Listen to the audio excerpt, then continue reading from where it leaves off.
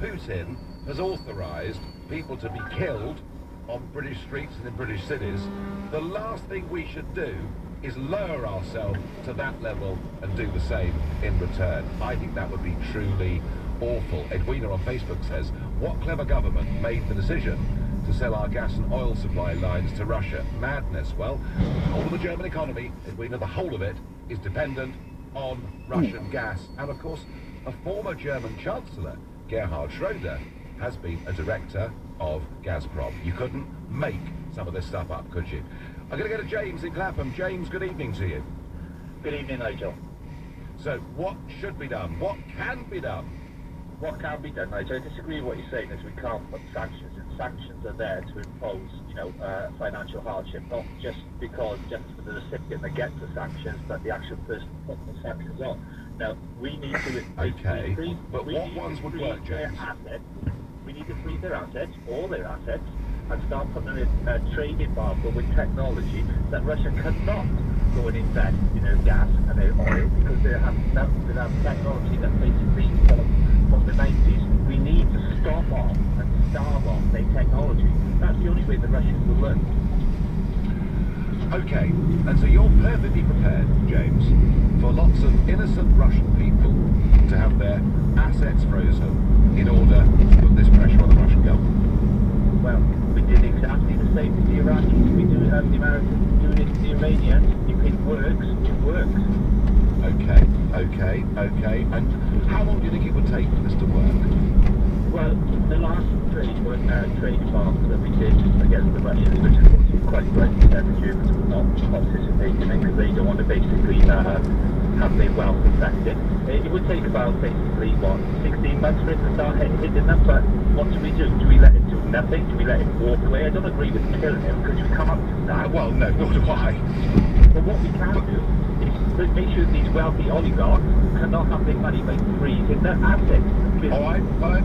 No, James, I take the point, but I have to say, as soon as he threatened Germany, as soon as he said we're cutting off the oil supply, the gas supply rather, to Germany, I think Mrs. Merkel would change British government policy pretty damn quickly by saying, hey, ease up guys, or we'll guarantee you no trade deal with Brexit. And after all, she really calls the shots.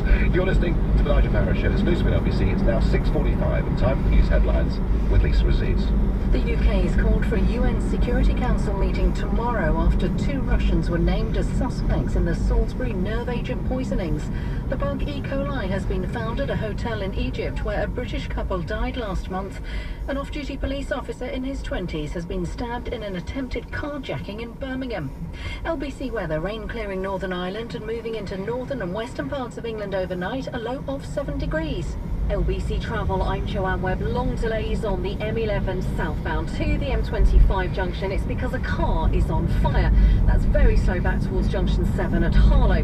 Queues on the M25 anti-clockwise from junction 27 at the M11 to 26 at Waltham Abbey, but that's because a car has broken down. Very slow on the M20 eastbound between junction 3 at the M26 and 4 at Leybourne because of the roadworks. And on the trains, better news for southern services. They can now run between Oxted and Uckfield, but with delays of about 20 minutes. Coming up at 7 on LBC, Ian Dale. Coming up at 8 is Cross Question, BBC's new political panel debate show at 9. Are UK universities becoming left-wing madrasas? But first, it's the LBC News Hour. Ian Dale on LBC.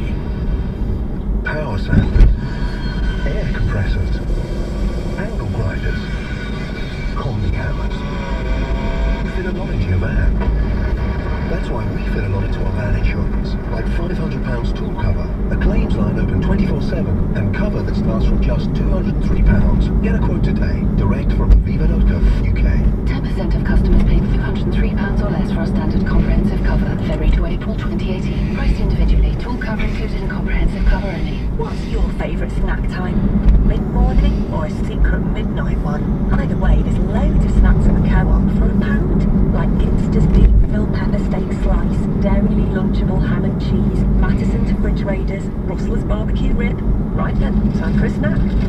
Subject to availability. See in store for details. Calling all hard-working minicab drivers.